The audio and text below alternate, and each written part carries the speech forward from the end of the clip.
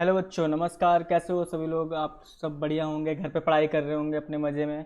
तो चलिए आज हम बात करने वाले हैं अपने एक नए टॉपिक जिसका नाम है टेंस कैसे सीखें, जो कि बहुत ज़्यादा हेल्पफुल करेगा आपको आपके ट्रांसलेशन में। आप कोई एग्ज़ाम की प्रिपरेशन कर रहे हैं उसमें भी हेल्प करेगा। सबसे बेसिक है कि आप सबसे पहले जानें कि क्या है ट्रांसलेशन, टेंस क्या है, उसके अंदर कौन कौन से पार्ट्स हैं, कौन कौन सी चीज़ें उसमें इन्वॉल्व होती हैं। ये सारी चीज़ें हम आज सीखेंगे। आज हम इसका एक पार्ट सीखने जा रहे हैं। तो सबसे पहले मेरे बारे में जान लीजिए आप लोग, मैं कौन हूँ।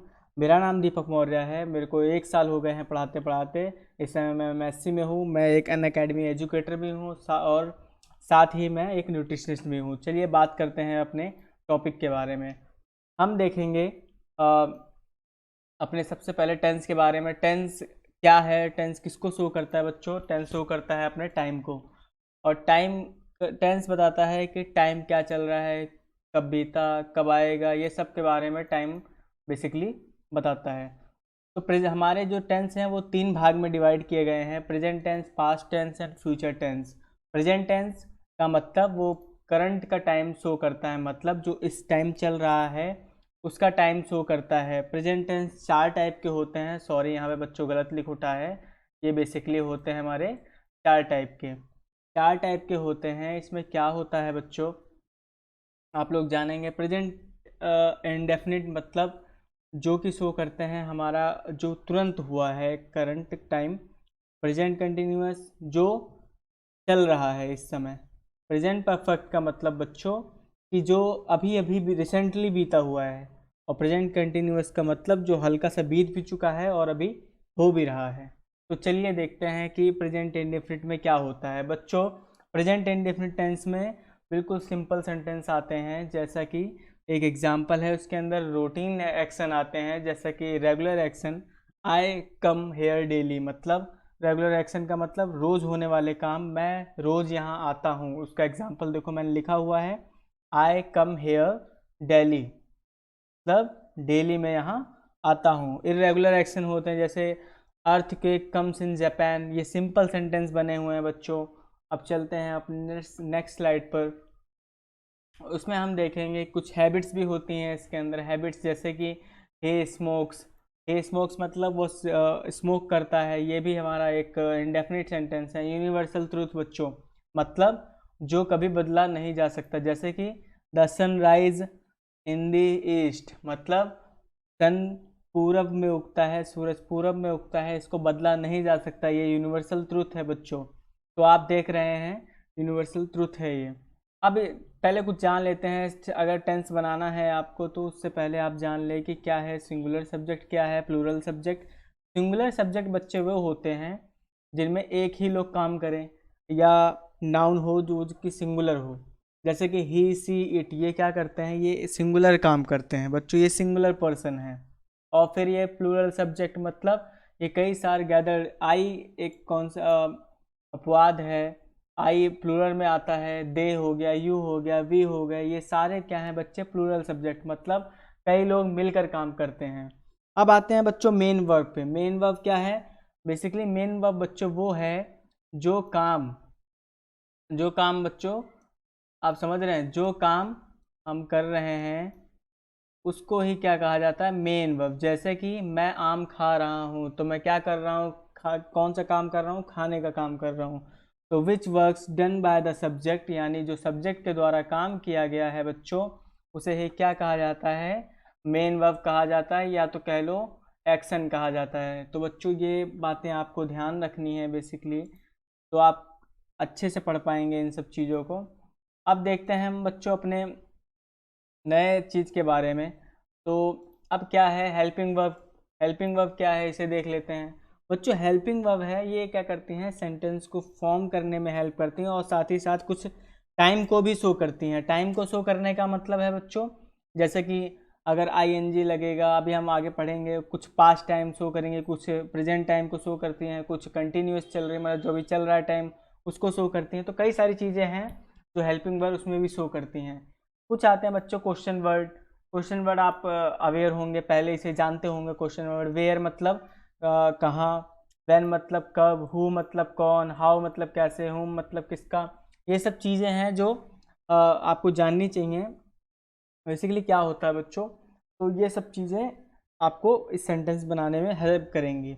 अब एक नोट है, इन newspaper headlines and commentary of sports, मतलब अगर आप न्यूज़पेपर पढ़ते हैं इंग्लिश का, तो जो उसकी जो हेडलाइंस होती हैं बच्चों, वो हमेशा प्रेजेंट सिंपल टेंस में होती हैं। कौन से बच्चों?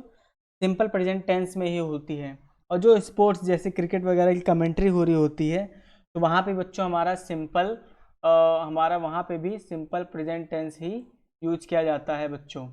देख रहे हैं आप, जैसे कि एग्जांपल है हमारा पीएम साइंस डील, मतलब प्रधानमंत्री ने डील के ऊपर साइन कर दिया, मतलब किया।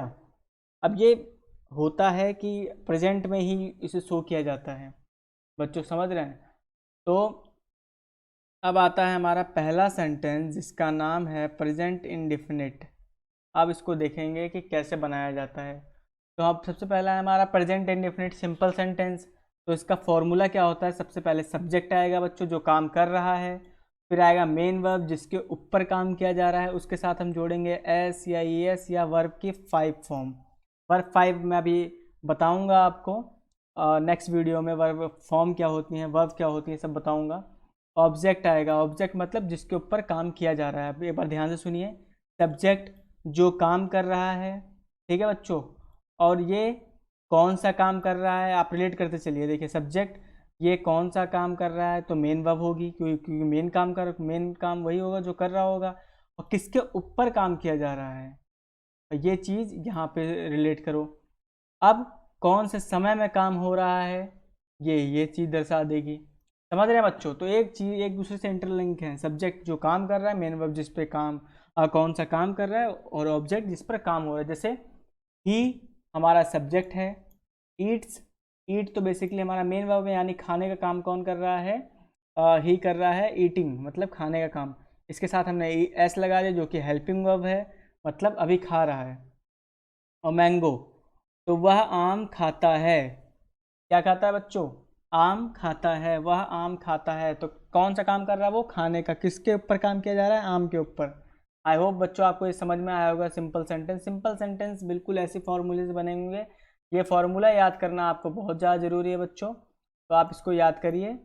अब चलते हैं हम इंटेरोगेटिव। इंटेरोगेटिव सेंटेंस में बच्चों क्या होता है? इंटेरोगेटिव का मतलब आप समझ रहे होंगे, प्रश्नवाचक शब्द। इंटेरो मतलब आपसे किसी टाइप की पूछताछ करना। आपने सुना होगा इंटेरोगेशन चल रही है, पुलिस वगैरह के टर्म्स में ये यूज होता है। अब फॉर्मूला देख लेते हैं क्या है बच्चों। फॉर्मूला इसका आएगा, या तो पहले क्वेश्चन वर्ड आएगा, या फिर हम उसको हेल्पिंग वर्ब की से भी शो कर सकते हैं, जैसे डू या डज, प्लस सब्जेक्ट आएगा, फिर मेन वर्ब आएगी, फिर हमारा ऑब्जेक्ट आएगा। पहले हेल्पिंग वर्ब आई बच्चों, फिर सब्जेक्ट आया, फिर मेन वर्ब, फिर ऑब्जेक्ट आ रहा है हमारा। अब क्या होता है इसमें, इसका पहले हेल्पिंग वर्ब, क्योंकि पहले हम पूछेंगे भैया क्या, क्यों, कैसे, तो उसको रिलेट कर देता है हमारा ये डू। अगर डू से भी शो कर देते हैं, प्लस क्वेश्चन मार्क आता है, तो उसके साथ हम उसका स्पेसिफिक वर्ड लिखते हैं। जैसे मैंने पूछ लिया कौन, समझ रहे हैं बच्चों? कौन, क्या पूछा मैंने? कौन। तो इसके हम सीधा सीधा क्या लिखेंगे? मीनिंग। मीनिंग क्या होती है इसकी? हु। क्या होती है बच्चों? हु। तो इसकी हम डायरेक्ट मीनिंग लिखेंगे, लेकिन यहाँ पे अगर हेल्पिंग वर्ब भी लिख देंगे, जैसे कि do you have a pen. अब यहाँ पे डू क्या है? हेल्पिंग वर्ब है बच्चों, और यू क्या है? सब्जेक्ट है। हैव क्या है बच्चों? एक तरह का मेन वर्ब है। आगे ये एक तरह की हेल्पिंग वर्ब भी बनेगी, उसको भी बताऊंगा, मैं समझाऊंगा डीपली में। ये क्या है बच्चों? आपकी मेन वर्ब है, समझ रहे हैं? तो मेन वर्ब है। अ पेन मतलब कौन सी चीज़ पे काम होना बताया जा रहा है। आपके पास क्या नहीं है, क्या होनी चाहिए? पेन। पूछ रहा है आपसे क्या आपके पास पेन है? Do you have a pen? तो बच्चों देख रहे हैं यहाँ पे इंटेरोगेटिव कैसे पूछे जा रहे हैं, मतलब कैसे पूछा जा रहा है सेंटेंस को। अब देखो अगर सिंगुलर में पूछा जाए तो कैसे पूछोगे, इसको मैं बताना भूल गया। डू लगेगा बच्चों उनके साथ, प्लूरल के साथ, और डज लगेगा हमारा सिंगुलर के साथ, मतलब ए वचनकर्ता के साथ डज, और बहुवचनकर्ता के साथ डू का प्रयोग होता है बच्चों। तो देख रहे हैं यहाँ पर बहुवचन है, यू को बहुवचन कहा जाता है। अब डज है, does he go to Mumbai, यानी डज हेल्पिंग वर्ब आगे आ गई बच्चों। सब्जेक्ट क्या है? ही है इसमें। गो काम क्या हो रहा है? मेन वर्ब क्या है इसकी? गो मतलब जाना। कहाँ जाने की बात हो रही है भैया? किस पे काम हो रहा है? मुंबई पर। तो आप ये सिंपल से समझेंगे कि सब्जेक्ट काम कर रहा है, ठीक है बच्चों। किस पे कर रहा है? मुंबई पे। कहाँ, कौन सा काम कर रहा है? जाने का। तो बच्चों इससे आप रिलेट कर पा रहे हैं। अब देखते हैं निगेटिव सेंटेंस, मतलब नकारात्मक वाक्य। जैसे कि जहाँ पे अगर नहीं लिख के आ गया, क्या लिख के आ गया बच्चों? नहीं, या फिर क्या लिख के आ गया बच्चों? या फिर नॉट। नहीं या नॉट लिख के आ जाए तो वो निगेटिव सेंटेंस माना जाता है। जैसा कि उसका फॉर्मूला क्या होगा बनाने का बच्चों? सब्जेक्ट आएगा, फिर उसके बाद हेल्पिंग वर्ब आएगी। हेल्पिंग वर्ब प्रेजेंट टेंस में इंडेफिनिट की क्या होती है? डू या डज। मैं बता चुका हूँ, एक वचन कर्ता के साथ डज, दो बहुवचन कर्ता के साथ डू। इसकी मैं हेल्पिंग वर्ब बता चुका हूँ, किसकी? प्रेजेंट इंडेफिनिट टेंस की। अब बात करते हैं, मेन वर्ब आएगी, फिर प्लस ऑब्जेक्ट आएगा। तो बच्चों क्या होगा? पहले हमारा आएगा सब्जेक्ट, फिर हेल्पिंग वर्ब, फिर मेन वर्ब, फिर ऑब्जेक्ट। इसका एग्जाम्पल लें बच्चों, तो मैं बोल दूं कि अगर तुम किसी को गाली देते हो तो तुम क्या बोलोगे? आई डोंट एब्यूज़, या डू नॉट बोल दो या डोंट बोल दो बच्चों, एक ही बात होती है। डोंट तब बोला जाता है जब आपको तुरंत एक्शन लेना हो। अब मैंने आपसे पूछा क्या तुम गाली देते हो, अब क्या ये इसका मतलब ये थोड़ी कि तुम पूरा जाओगे घर पे पढ़ पढ़ के आओगे तब मुझे आंसर दोगे। इसे इंस्टेंट रिएक्शन देना है, यहाँ पर तुरंत रिएक्शन देना है। तो आप सीधा बोलोगे I don't abuse to someone. क्या बोलोगे बच्चों? मैं किसी को भी गाली नहीं देता हूँ। क्या बोलोगे बच्चों? मैं किसी को भी गाली नहीं देता हूँ। तो ये सिंपल सा सेंटेंस है। और अगर आपको प्रेजेंट टेंस पहचानना हो तो उसके अंत में बच्चों हमेशा ता है, ठीक है बच्चों, ती है और ते हैं। ये सारे सेंटेंस आपको इनके बीच में दिखेंगे। कौन कौन से बच्चों? ता है, ती है, ते हैं आदि शब्द आते हैं तो प्रेजेंट इंडेफिनिट टेंस कहलाते हैं। इन चीज़ों का आपको ध्यान रखना चाहिए। तो बच्चों ये है निगेटिव, मतलब आपको कोई भी काम नहीं में बताया जाए तो वो सेंटेंस कौन सा होगा? निगेटिव होगा। ये बेसिक चीज़ें हैं, जानते जाइए। अगर ये चीज़ें आपने समझ ली तो आपको स्पीकिंग और ट्रांसलेशन करने में बहुत ज़्यादा मदद मिलेगी। अगर इंटेरोगेटिव की बात करें बच्चों, इंटेरोगेटिव निगेटिव, यानी आपसे पूछताछ भी हो रही है, साथ में आपका सेंटेंस निगेटिव भी होगा। अब इसका ऐसे अगर वाक्य आ जाए बच्चों, तो सेंटेंस आ जाए तो कैसे बनाओगे आप लोग? इसका फॉर्मूला है बच्चों आपका पहले हेल्पिंग वर्ब या फिर क्वेश्चन वर्ड आ सकता है, ठीक है। क्वेश्चन वर्ड मैं बता चुका हूँ आपको, व्हाट, वेयर, हु, हाउ, ये सब क्या है? क्वेश्चन वर्ड है। तो उसकी जगह मतलब आप वर्ड लिखो, फिर उसके बाद हेल्पिंग वर्ब भी लिखो। यहाँ पे आप क्वेश्चन वर्ड भी लिख सकते हो। कहाँ पे? ये आपको पता होना चाहिए बच्चों। पहले क्वेश्चन वर्ड लिखोगे, फिर हेल्पिंग वर्ब लिखोगे, फिर सब्जेक्ट लिखोगे, फिर नॉट लिखोगे, फिर मेन वर्ब, फिर ऑब्जेक्ट। आप कहोगे सर जी बताइए कैसे ये पॉसिबल है? कि हमेशा एक चीज़ का ध्यान रखना है बच्चों, अगर आप ये क्वेश्चन वर्ड लिख रहे हो तो हेल्पिंग वर्ब सब्जेक्ट से पहले आएगी, ये ध्यान रखना है आपको। और हेल्पिंग वर्ब और सब्जेक्ट, हेल्पिंग वर्ब और नॉट हमेशा सब्जेक्ट जो है उसके बीच में ही रहेगा। देख पा रहे हैं आप? ये देखिए, इधर हेल्पिंग वर्ब है आपकी, इधर नॉट है नकारात्मक वाक्य, और इधर आपका मेन वर्ब, इधर सब ऑब्जेक्ट है अपना। तो ये सब देख रहे हैं। इसका अगर एक एग्जांपल लें तो क्या तुम सेब नहीं खाते हो? अब इसने पूछा क्या तुम सेब नहीं खाते हो, तो इसका हम ट्रांसलेट करेंगे क्या? क्या क्या हमने हेल्पिंग वर्ब से शो किया? डू, तुम, यू, सेब, एप्पल। किस पे काम हो रहा है? ऑब्जेक्ट क्या है हमारा? देख रहे हो बच्चों, प्लस करते जाओ। अगर मैं इसके बीच में प्लस लगाता जाऊँ तो ये सेम फॉर्मूला यही बनेगा बच्चों। अगर मैं इसके बीच में प्लस लगाता जाऊँ तो बच्चों यही हेल्पिंग वर्ब प्लस सब्जेक्ट, देख रहे हैं बच्चों, plus not plus main verb plus हमारा ऑब्जेक्ट। तो do you not eat Apple, क्या पूछा गया था? क्या तुम सेब नहीं खाते हो? तो इसकी ट्रांसलेशन क्या बनेगा बच्चों? Do you not eat Apple. तो देख रहे हो बच्चों, इस तरह से आप इंटरोगेटिव निगेटिव सेंटेंस की भी सेंटेंस बना सकते हैं। अब चलते हैं हम अपने नेक्स्ट पार्ट पे बच्चों, जिसका है प्रेजेंट कंटिन्यूअस, मतलब कोई भी ऐसा काम जो अभी भी वर्तमान में चल रहा है। वर्तमान मतलब जैसे कि मैं अभी मैंने कहा क्या तुम आम खाते हो? तो तुमने कहा, और मैं थोड़ी देर बाद आया तो तुम क्या कहोगे? मैं अभी आम खा रहा हूँ। मतलब तुम्हें मैंने तभी काम दिया था लेकिन अभी तक तुम उसे कंटिन्यू कर रहे हो, मतलब उसे खाए जा रहे हो। तो वो काम किस में गिना जाएगा? वर्तमान में आप अभी काम वो चल ही रहा है आपका।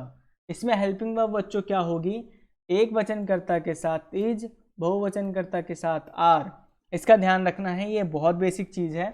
एक वचनकर्ता के साथ बच्चों इज लगाएंगे, बहुवचनकर्ता के साथ आर लगाएंगे। इसमें मेन वर्ब का आईएनजी फॉर्म यूज होगा। आईएनजी का मतलब जो मेन वर्ब होगी उसके पीछे आप आईएनजी लगा देंगे, बस सिंपल सा बन जाएगा। इसमें ज़्यादा आपको कुछ नहीं जानना। सबसे सिंपल सेंटेंस बनते हैं इसके, क्योंकि इसमें मेन वर्ब के आगे क्या लगाना है, आईएनजी। इसका कुछ ढूंढना नहीं पड़ता आपको। अब देखते हैं फॉर्मूला क्या है बच्चों। फॉर्मूला बच्चों, पहले सब्जेक्ट, ठीक है जी, किसके लिए, सिंपल सेंटेंस के लिए। मैं लिख देता हूँ यहाँ पे, ये किसके लिए है, ये है आपका सिंपल सेंटेंस के लिए, ठीक है बच्चों। सॉरी अभी मेरे पास वो नहीं है टैब पेन, इसलिए थोड़ा सा माउस से लिखने में दिक्कत होती है। तो देखिए आप, ये किसके लिए यूज होगा बच्चों, ये फॉर्मूला है सिंपल सेंटेंस का। तो फॉर्मूला क्या बनेगा बच्चों, subject plus helping verb plus main verb plus object. अब आप पूछ रहे होंगे सर जी सब्जेक्ट मैं बता चुका हूँ, सब्जेक्ट कौन सा, ही सी यू दे, जितने भी सब्जेक्ट, जितने भी नाउन है, नाउन कौन से, किसी भी आप किसी भी वस्तु का नाम, व्यक्ति का नाम, जगह का नाम, क्या कहलाता है बच्चों, नाउन। समझ रहे हैं बच्चों। तो आप सब्जेक्ट पे कोई भी नाउन हो सकता है, समझ रहे हैं, जो काम करने लायक हो या जिस पे काम किया जा सके। उसके बाद यूज करना है आपको हेल्पिंग वर्ब, फिर मेन वर्ब। मेन वर्ब का कौन सा फॉर्म बच्चों, मैं बता चुका हूँ आपको, मेन वर्ब का आईएनजी फॉर्म यूज करना है आपको। ऑब्जेक्ट जिस पे काम किया जाएगा। तो इसका एग्जाम्पल देख लेते हैं हम, ये देखिए इसका एग्जाम्पल है सिंपल का पहला वाला, he is going to Goa. कहाँ, कौन, ही वह, इज मैंने क्या बोला था, एक वचनकर्ता के साथ इज। ही कौन सा है, एक वचन, singular. He is going to Goa, going कहाँ जा रहे हैं भैया, गोवा जा रहे हैं। अभी जा रहे हैं तो मतलब ये थोड़ी पहुंच गए, अभी करंट में जा ही रहे हैं, समझ रहे हो बच्चों, मतलब अभी काम चल रहा है। तो इस चीज़ से आप समझ चुके हैं कौन सा, सब्जेक्ट ही है हमारा, हेल्पिंग वर्ब इज है, गोइंग जा रहे हैं, कहाँ जा रहे हैं, किस पे काम किया जा रहा है, गोवा पर, गोवा जाया जा रहा है, ठीक है बच्चों, इसको आपको ध्यान रखना है। ये है सिंपल सेंटेंस का एग्जाम्पल। अब बात करते हैं इंटेरोगेटिव के बच्चों। तो इंटेरोगेटिव जैसे कि आपने पिछले स्लाइड में भी सीखा, क्या होगा, सबसे पहले क्वेश्चन वर्ड। सीधी सी बात है, इंटेरोगेटिव कर रहे हैं तो कोई ना कोई क्वेश्चन वर्ड जो है क्यों आए। आप पूछोगे, हाँ भैया तुम चोरी कैसे कर लेते हो, तुम गाली कैसे दे लेते हो, तुम खाना क्यों नहीं खाते हो, तुम नहाते क्यों नहीं हो, ऐसे तो पूछोगे सारे। इंटेरोगेटिव का मतलब अगर किसी से प्रश्न कर रहे हो तो क्यों, क्या, कैसे, कहाँ, यही लगा के तो पूछोगे बच्चों। तो सिंपल सा वर्ड है, आप क्वेश्चन वर्ड का इंग्लिश लिखेंगे, अगर क्वेश्चन में इंग्लिश हिंदी का क्वेश्चन वर्ड आ जाए तो आप लिखोगे क्वेश्चन वर्ड। अगर नहीं आया, ऐसी जनरली इंटरोगेटिव हो रही है, तो आप हेल्पिंग वर्ब से लिखेंगे। किससे बच्चों, हेल्पिंग वर्ब से। अब आपको क्वेश्चन वर्ड के बाद डायरेक्ट हेल्पिंग वर्ब लिखनी है, ये तब, क्वेश्चन वर्ड के बाद हेल्पिंग वर्ब ये तब लगाना है, अगर क्वेश्चन वर्ड नहीं है तो सीधा हेल्पिंग वर्ब से ही स्टार्ट करना है बच्चों, ये ध्यान से रखना।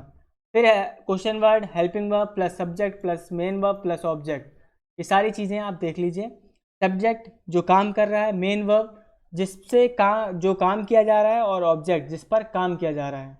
ध्यान से सुनो बच्चों, क्वेश्चन वर्ड इंटेरोगेटिव यानी जिससे पूछताछ की जा रही है, कोई सा टैग लगाकर। हेल्पिंग वर्ब काम कहाँ पर हो रहा है, किस समय में हो रहा है, ये उसको शो करेगा। सब्जेक्ट जो बच्चों काम कर रहा है, और आपका ये मेन वर्ब जो काम किया जा रहा है, ऑब्जेक्ट जिस पे काम किया जा रहा है। ये रहा इसका एग्जाम्पल, आप देख पा रहे हैं बच्चों इसका एग्जाम्पल। तो इसका एग्जाम्पल क्या है, आर। आर मतलब हेल्पिंग वर्ब, बहुवचनकर्ता के साथ क्या बताया था मैंने, ये देखो आर। तो मैंने सबसे पहले क्या लगा दिया बच्चों, आर यू, कौन सा, बहुवचनकर्ता यानी प्लूरल सब्जेक्ट है बच्चों। आर यू अब्यूजिंग मी, यानी क्या तुम मुझे गाली दे रहे हो। तो ये मैंने किससे पूछा, एक लड़के से। सीधी सी बात है, पूछूंगा अच्छा गाली दे रहे हो, तो वो ये थोड़ी बताएगा हाँ दे रहा हूँ क्या कर लोगे। मैं पर उससे क्या, भैया तुम गाली, हाँ गाली दे रहे हो, ऐसे थोड़ी पूछूंगा मैं, तो उससे क्वेश्चन मार्क लगा के पूछूंगा। हाँ क्या तुम गाली दे रहे हो, तो आर यू अब्यूजिंग मी, क्या तुम मुझे गाली दे रहे हो। तो ये एक सेंटेंस कैसा हुआ, हेल्पिंग वर्ब, फिर बहुवचन, फिर अब्यूजिंग, मतलब गाली देने का काम किया जा रहा है, किसको, मी, मुझे, ठीक है बच्चों। ऐसा देखिए। अब है हमारा लास्ट मतलब निगेटिव, और निगेटिव देखते हैं कैसा होगा। कोई भी काम अगर नहीं बोल दिया जाए तो वो निगेटिव सेंटेंस हो जाता है बच्चों। ये सिंपल सा मैं समझा चुका हूँ पहले। सब्जेक्ट जो काम करेगा, हेल्पिंग विद द समय में काम किया जाएगा। नॉट नहीं को शो करेगा बच्चों, मेन वर्ब जो काम होगा, और ऑब्जेक्ट जिस पर काम होगा। तो इसका एग्जाम्पल देख लीजिए बच्चों। इसका एग्जाम्पल है they are not going to school. कहाँ नहीं जा रहे बच्चों? स्कूल नहीं जा रहे। दे मतलब वे नॉट मतलब नहीं, गोइंग जा रहे, टू स्कूल वो कहाँ नहीं जा रहे बच्चों? स्कूल नहीं जा रहे।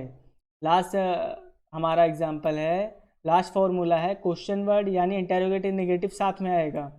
तो हमारा क्वेश्चन वर्ड आ गया, हेल्पिंग वर्ब आ गया, सब्जेक्ट आ गया, फिर नॉट, फिर मेन वर्ब, फिर ऑब्जेक्ट। मैं समझा चुका हूँ। क्वेश्चन वर्ब के बाद अगर क्वेश्चन वर्ड लिख रहे हो तो फिर उसके बाद तुरंत आप लिखोगे हेल्पिंग वर्ब। अगर क्वेश्चन वर्ड नहीं लिख रहे तो डायरेक्ट सेंटेंस आप हेल्पिंग वर्ब से स्टार्ट करोगे। फिर उसके बाद सब्जेक्ट हुआ, फिर हमारा नॉट हुआ, फिर मेन वर्ब हुआ, फिर हमारा ऑब्जेक्ट हुआ। अब क्या करना है देखिए, सिंगुलर सब्जेक्ट है तो इज, सी हमारा सिंगुलर सब्जेक्ट हुआ, और सिंगुलर के साथ हमने हेल्पिंग वर्ब इज लगा दी। बताइए आप लोगों को। नॉट नहीं के लिए टेलिंग अ लाई, क्या तुम झूठ नहीं बोल रहे हो? इसकी हिंदी क्या हुई बच्चों? क्या तुम झूठ नहीं बोल रहे हो? अब सीधी सी बात है, मैं दोनों सेंटेंस इंटेरोगेटिव के लिए भी पूछ रहा हूँ और उससे कंफर्मेशन भी लेने के लिए पूछ रहा हूँ। इस तरह के सेंटेंस यूज होते हैं। ये 4 सेंटेंस है, हमने प्रेजेंट कंटिन्यूअस तक पढ़ा आज। कल देखिए हम पढ़ेंगे बच्चों present perfect tense and present perfect continuous tense. क्या अपवाद हैं उनके बीच में, ये भी हम पढ़ेंगे। कौन से सब्जेक्ट में बहुत ज़्यादा कन्फ्यूजन होती है बच्चों को, ये भी पढ़ेंगे। तो thanks for watching me. And अभी तक चैनल को सब्सक्राइब नहीं किया तो बच्चों चैनल को सब्सक्राइब करिए, और कमेंट में ज़रूर बताइए आपको क्लास कैसी लगी। तब तक के लिए मिलते हैं नेक्स्ट वीडियो में। नमस्कार।